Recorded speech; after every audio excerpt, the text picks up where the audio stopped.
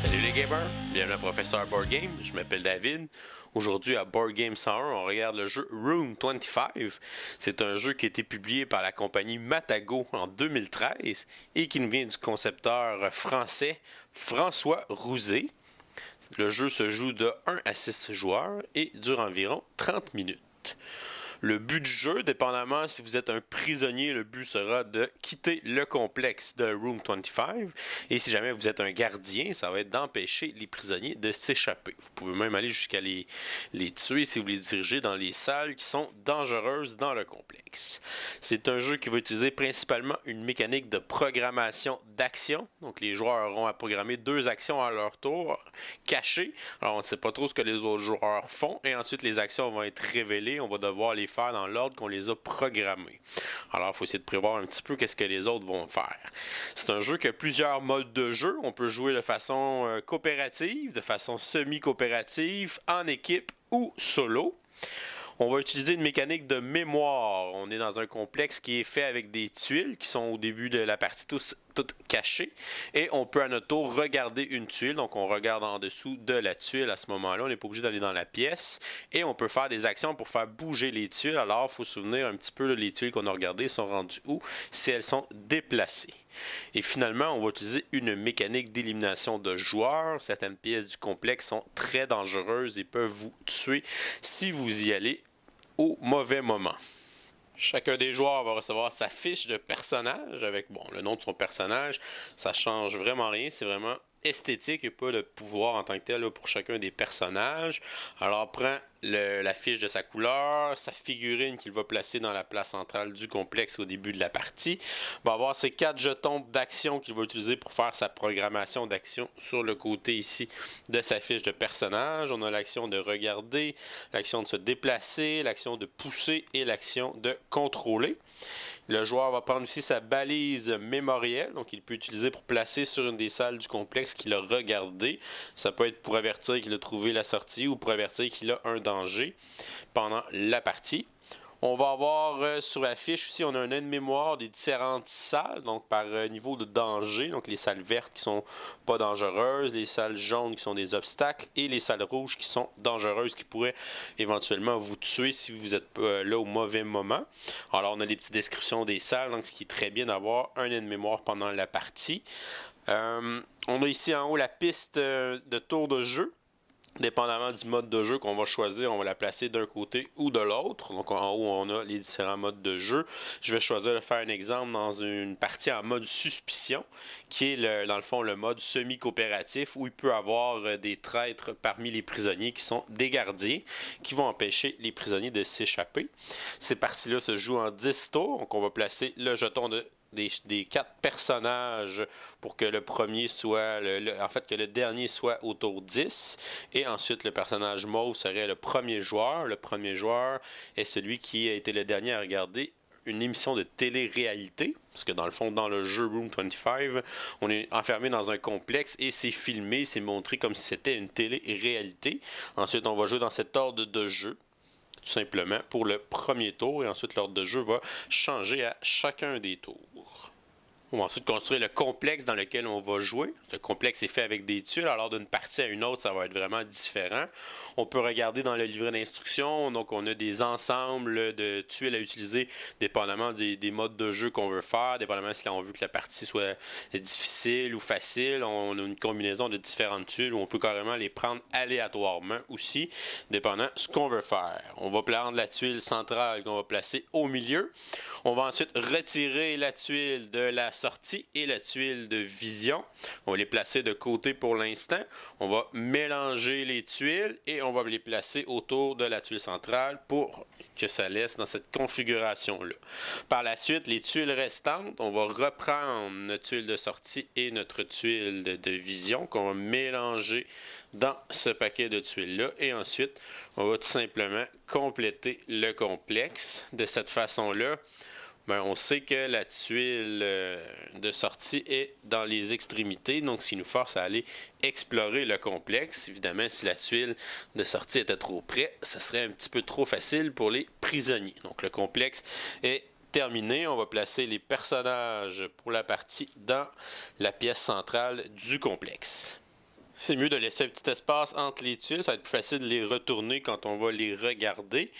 Avant de débuter la partie, on va prendre comme une partie à 4 joueurs en mode suspicion. On va prendre des tuiles de rôle, une tuile de rôle gardien. Lui, son but va être d'empêcher les prisonniers de s'échapper ou tout simplement de les éliminer. Et on va prendre 4 tuiles de prisonniers qu'on va mélanger. Et on va distribuer une tuile à chacun des joueurs. Alors, ça se pourrait qu'il n'y ait pas de gardien dans la partie. Alors, c'est pour ça qu'on appelle ça le mode suspicion. Alors, il y a peut-être un traître parmi nous. On donne les tuiles aux différents joueurs qu'ils vont garder cachés. Maintenant, chaque joueur va recevoir un indice de départ. Chacun des joueurs peut choisir une des 4 pièces qui est adjacente à la pièce centrale et la regarder, tout simplement la retourner et la regarder. Deux joueurs pourraient choisir de regarder la même pièce. À ce moment-là, si on est deux à avoir une information, ça peut justifier ou non si l'autre est un traître. Et une fois que chacun des joueurs aura eu son indice de départ, on est prêt à commencer la partie. La première phase de jeu est la phase de programmation. Chacun des joueurs va prendre ses 4 jetons d'action. Donc on a l'action de regarder, l'action de se déplacer, l'action de contrôler et l'action de pousser. On ne peut pas faire l'action de pousser à partir de la salle centrale, mais à partir des autres pièces, on peut le faire et on pourrait pousser quelqu'un vers la salle centrale. Mais bon, pour laisser une chance, vu que tout le monde commence là, c'est pour ça qu'on ne peut pas faire cette action-là au départ dans la salle de départ. Donc les joueurs peuvent programmer une ou 2 actions. Ils sont obligés d'en programmer au moins une. S'ils en programment une, ils vont la placer au centre ici des 2 endroits pour les 2 actions. Et si jamais un joueur décide qu'il veut faire 2 actions, on va les placer une en haut et une en bas. L'ordre est très important parce que l'action 1 va se faire avant l'action 2. Alors l'action 1 est en haut et l'action 2 est en bas, va se faire par la suite. Et va se faire selon l'ordre de tour de jeu là, qui est décrit sur la piste de tour de jeu. Donc chacun des joueurs va faire cette décision-là. Pour les joueurs qui mettent seulement une action, ils vont pouvoir la faire soit dans le premier tour de jeu, quand les autres vont faire l'action 1, ou s'ils décident d'attendre, ils vont être obligés de la faire à ce moment-là, quand ça va être le temps de faire l'action 2. On passe maintenant à la phase d'action. On va regarder l'ordre de tour de jeu. Donc le joueur qui est mauve devrait être le premier joueur, va faire sa première action. Comme dans notre exemple, le joueur mauve a seulement mis une action. Elle va dans ce cas-ci décider d'attendre à la phase 2 pour faire son action. Alors on passerait au joueur rouge qui va révéler sa première action. Et c'est une action de regarder. Alors il va regarder la pièce, une pièce qui est adjacente à la pièce centrale. Et une salle piégée, donc c'est très dangereux. Le joueur rouge va décider d'utiliser sa balise mémorielle et la placer sur la salle rouge. Il ne peut pas dire aux autres c'est quoi la salle qu'il a regardée. Par contre, en mettant son marqueur, mais probablement que ça veut dire qu'il y a un danger. C'est sûr que c'est pas la sortie parce qu'on sait que la sortie est dans les extrémités. Alors, il décide de le placer comme ça. Ou c'est peut-être un gardien qui le place comme ça parce que c'est une bonne salle. Puis bon, il veut juste attirer l'attention. Mais la meilleure des chances, c'est qu'il y ait un danger là. Alors, on passe au joueur bleu qui va révéler sa première action, qui est une action de se déplacer. Il va décider de se déplacer à l'aveuglette, donc il va se déplacer ici. On révèle la salle. Une salle piégée, donc c'est comme une prison.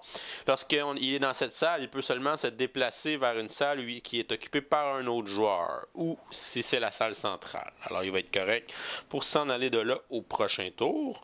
On s'en va au joueur jaune qui a une action de se déplacer, va décider d'aller se déplacer ici. Donc ici, on a une pièce verte, donc c'est positif, une salle de contrôle. Ça va faire décaler d'un cran une rangée qui est non centrale. Donc ça va faire le même effet qu'une action de contrôle. Alors, c'est qu'on va décaler une rangée. Ça ne peut pas être une des rangées où il y a la tuile centrale. Alors, il pourrait décaler, par exemple, la rangée du haut. Donc, on pousse toutes les tuiles et la tuile qui de l'autre côté s'en vient comme ça. Et on va placer un marqueur de contrôle comme ça. Ça veut dire que quelqu'un ne pourrait pas faire une action qui est inverse pour revenir ça dans l'ordre, pour mieux se rappeler les salles. Alors, on pourrait faire d'autres actions de contrôle, mais encore dans le même sens dans ce tour de jeu-là. Par la suite, on a fini la première phase d'action. On revient au joueur mauve qui va révéler, il n'a pas le choix maintenant dans la deuxième phase d'action.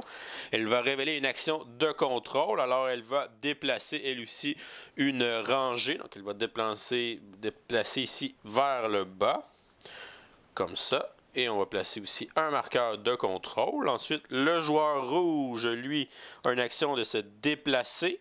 Va se déplacer de l'autre côté. Et on a une salle sombre. Donc cette salle-là, une chambre noire, c'est qu'on ne peut pas faire l'action de regarder. Alors il va devoir se déplacer un peu à l'aveuglette au prochain tour. Ensuite, on a le joueur bleu qui a une action de pousser.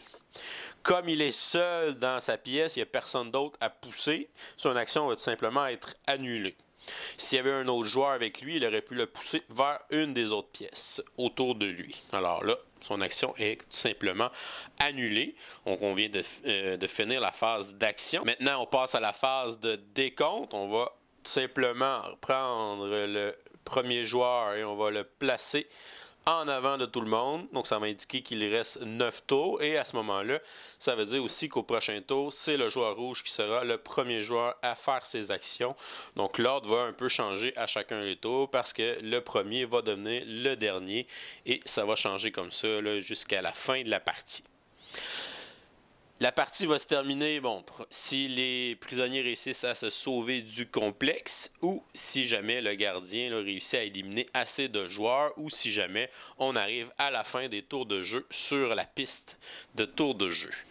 Pour quitter le complexe, les prisonniers devront l'explorer et éventuellement trouver la tuile de sortie. Une fois que la tuile de sortie va être trouvée, tous les prisonniers doivent se rendre sur la tuile de sortie et doivent faire une action de contrôle pour déplacer la tuile et sortir du complexe. Et comme ça, ils vont gagner la partie. Par contre, s'ils trouvent la sortie trop rapidement, il va y avoir une alerte qui va être sonnée. À ce moment-là, si l'alerte est sonnée, si on trouve la sortie dans les 5 premiers tours, on va avancer les personnages au tour 5. Ça veut dire qu'on va avoir un maximum 5 tours une fois que la sortie est trouvée pour se rendre à la sortie et quitter tous ensemble le complexe pour l'emporter. Et voilà, c'est comme ça qu'on joue au jeu Room 25 dans le mode suspicion. Je vous reviens avec mon opinion personnelle. Qu'est-ce que je pense du jeu Room 25? Si on regarde les composantes, les tuiles sont vraiment solides, sont épaisses, de bonne qualité. Les jetons aussi en carton, c'est très bien. Les jetons de programmation, d'action, ça aussi, tout est bien au côté de la qualité. La petite fiche de personnage, l'aide-mémoire vraiment pratique, là, surtout quand on joue nos premières parties, d'avoir accès à toutes ces informations-là. Un gros plus, comme les jeux de Matago, c'est des jeux qui sont bilingues, donc français-anglais. Donc vous avez recto verso, un côté en français, un côté en anglais. Même chose pour le livre d'instruction, vous l'avez en français, vous l'avez en anglais. De toute façon, le jeu fonctionne avec des symboles. Donc une fois qu'on sait jouer, on y va. Puis on n'a pas de problème avec la langue. Puis on a les petites figurines là, qui sont là, qui sont bien, là, et sans plus là, pour les personnages qu'on joue dans le jeu. Pour le côté artistique, donc les dessins, c'est bien, les dessins sur les tuiles, mais c'est pas là, rien d'exceptionnel à ce niveau-là.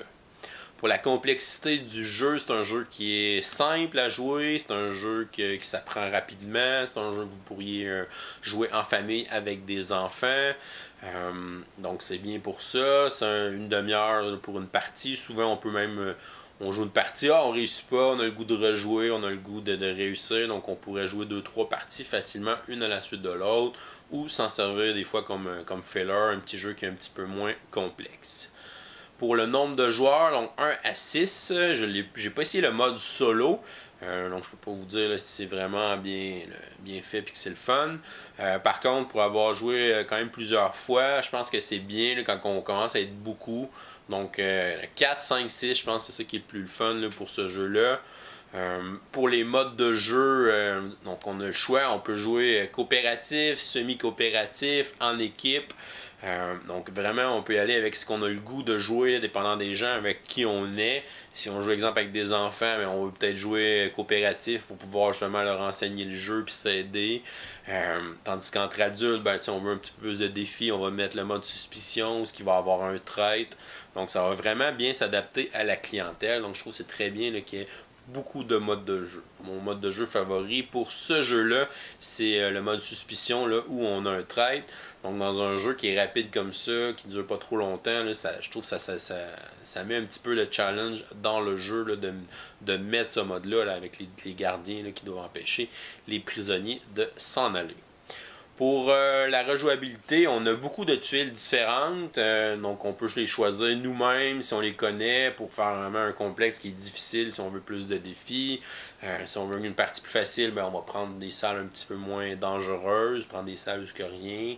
Alors on peut vraiment adapter la difficulté du jeu, donc vraiment une bonne rejouabilité parce qu'il y a beaucoup de tuiles et beaucoup de modes de jeu différents. Mon appréciation de Room 25, je vais lui donner la note de B-. Presque un bon jeu. C'est un jeu qui est amusant, qui se joue rapidement, qui est simple aussi, qui a une belle rejouabilité avec tous les modes de jeu, puis les tuiles qui sont différentes, qu'on peut varier d'une partie à une autre. Mais je trouve qu'on aurait dû peut-être ajouter une petite saveur à chacun des personnages. Donc notre fiche de personnage, c'est vraiment juste la couleur qu'on est dans le jeu. On aurait pu mettre une espèce de petit pouvoir à chacun des personnages pour se différencier, pour donner une petite touche un petit peu plus. Donc je pense que dans ce genre de jeu-là, ça se prête vraiment bien. Évidemment, ils viennent de sortir la saison 2 qui est une extension qui va avec Room 25 et évidemment, ils ont emmené ce concept-là. Je pense que c'est très bien.